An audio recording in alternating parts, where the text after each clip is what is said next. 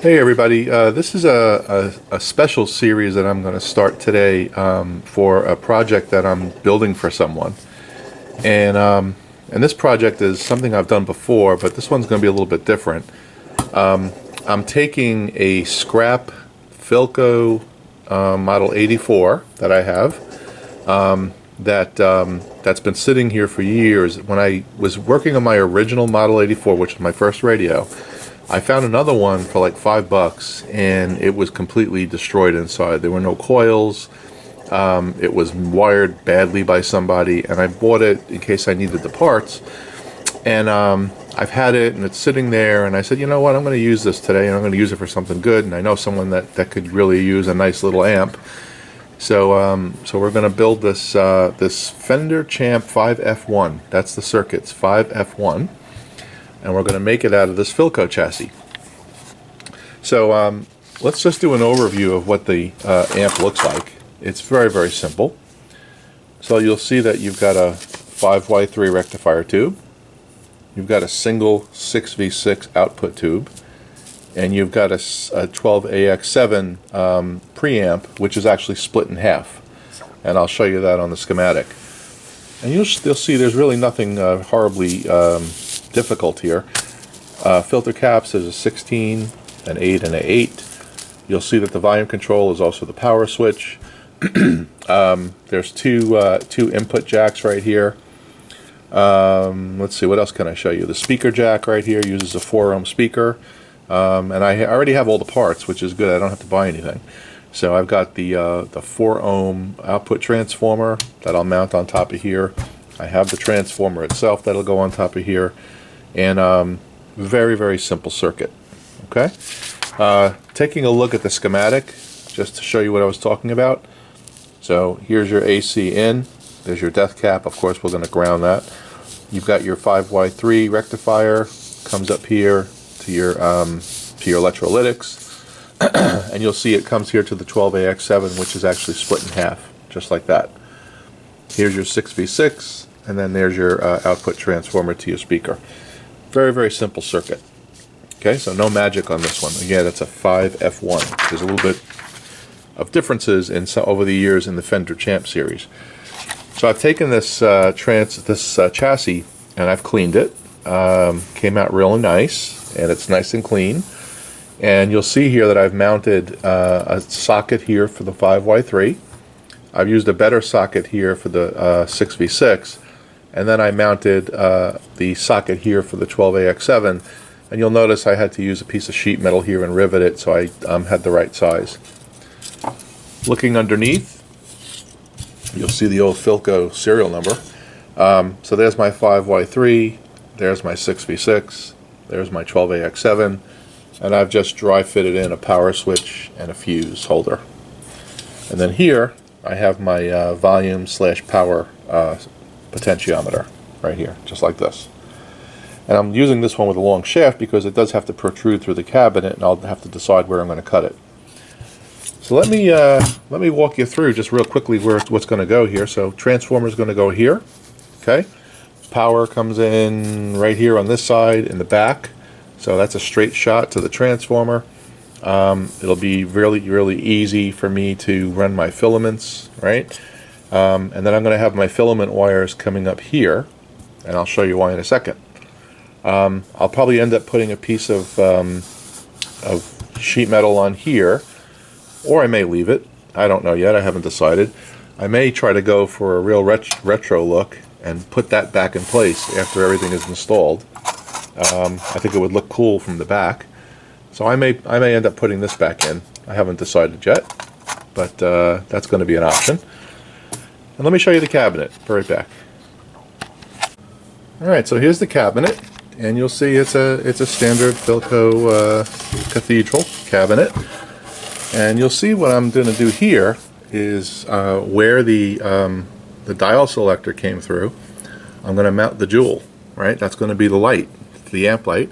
And this is where the single potentiometer will come through with the power switch and the volume. So that's going to be where that'll be lit up, and hopefully it'll make this light up a little bit. That would be cool. I'm probably going to end up drilling one more hole here for an input, and I'll have to drill that through the chassis. So this will be where the inputs are. I believe, if I remember, this has 2 inputs, so I may do 2. I don't really know if I need 2 though, so I'll probably just go with 1. So that's going to be what happens here. Looking on the inside, and you'll see what I've done is I've taken that dial plate and I've put a piece of plastic behind it, something more rigid, so that I could mount this to it. And there's actually nails in here, and I put some hot glue around it to hold it in. And what happens when you slide the chassis in like this, it's going to look something like that. The speaker, when it goes in, is going to come right around here. So it's going to be right underneath here. And then that's why I said the wires for the pilot light, or the indicator light, are going to come up right here in this little brass ring and connect here. And I'll have to make sure I insulate those properly so no one can stick their hands in there and get hurt. So that's the plan. Has a nice little sticker inside there. That's intact, but nothing else. So that's going to be the plan here, and you'll see it looks really nice from the back. I think it is going to look much better if I have this stuff in there. I think that would look much more retro. We'll see. Anyway, that's the plan. So let me show you what I'm going to do next, and then we'll wrap up for this first video. Okay, so the first thing I'm going to do on this amp is I'm going to wire the filaments. And there obviously will be filament wires going here, right? And that's the filaments on this thing go to, I believe, let me think about this a second. I think they go to 2 and 7. That's right. It's been a while since I built one of these. So the filaments are going to go to 2 and 7 here, 2 and 7 here. And on the 12AX7, they also go to, they go to 4, 5, and 9. So what you do is you jump from 4 to 5, and then the second wire goes to 9, and 9 goes to ground, and you use your chassis. So I'm going to take green wire, I'm going to twist them, I'm going to mount them, and I'm going to try to use solid wire for this, and raise them up in the air a little bit, all the way across, so they don't get anywhere near the chassis. And that's typically what you do on these amps, is you got to keep your filament wires up so you can reduce the hum. So that's going to be the plan. And then after I get to the 12AX7, I'm going to run a filament wire that comes back up to the front here, right there, so it can come up on the top of the chassis and go to that dial light. So that's all I'm going to work on today. I'm going to mount the transformer, I'm going to get the filaments in place, I'm going to test them, make sure everything works well, and then we'll get started with the wiring. Now, real quickly, let me pull this aside so I could show you. Very, very simple, and this is the actual layout of the amp.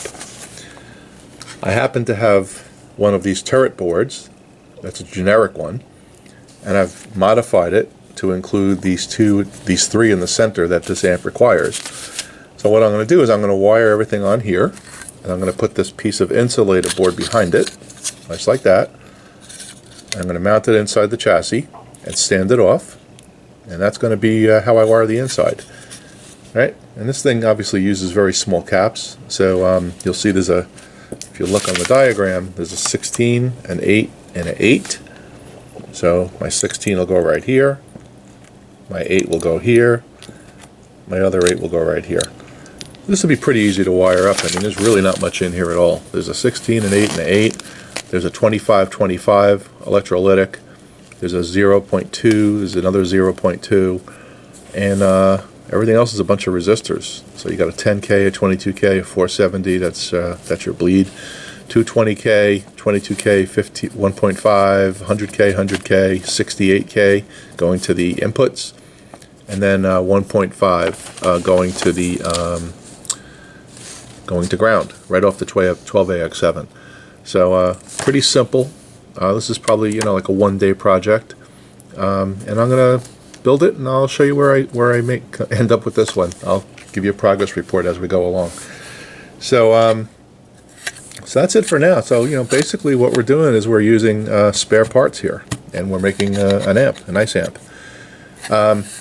Just one other thing before I close, I did pull the tuning capacitor, or as John would call it, the bread slicer, out of the Philco chassis. I may do one of those Rick McWater AM transmitters now that I have this part. I certainly have the coil wire that I could use. I've got a whole bunch of that. All I got to do now is buy some Quaker Oats, and I'm good to go. So here's my coil wire. I've got that, and pretty easy design. And it would be cool to have a transmitter that would work throughout the whole house and is tube powered. So I'll probably use this for that. We'll see. Anyway, and then one last thing before we wrap up. So here is my my AM transmitter that I showed you yesterday. I put it in a nice case. All right, I didn't secure the case down yet, but you'll see there's a nice little case there. I've got a little light here for a little hole for the light. I've got a little knob on it so I can fine tune it, and I've got a little case for it. So that's that, and I think that's it for now. So you'll see the next video when I get this 5F1 into some better shape. Anyway, that's it for today, folks. I hope everyone had an enjoyable Memorial Day weekend. Never forget why we're here, celebrating it for those that can't be. All right? So always respect people that serve their country. Doesn't matter what country it is. If you serve your country, it's the ultimate sacrifice. Anyway, I hope everyone has a wonderful, wonderful evening and a nice short work week. And well, John from Arkansas, this will be a really short work week for him, as it'll be his last work week. So congrats to John. Anyway, I'll see you guys out there. This is Ron.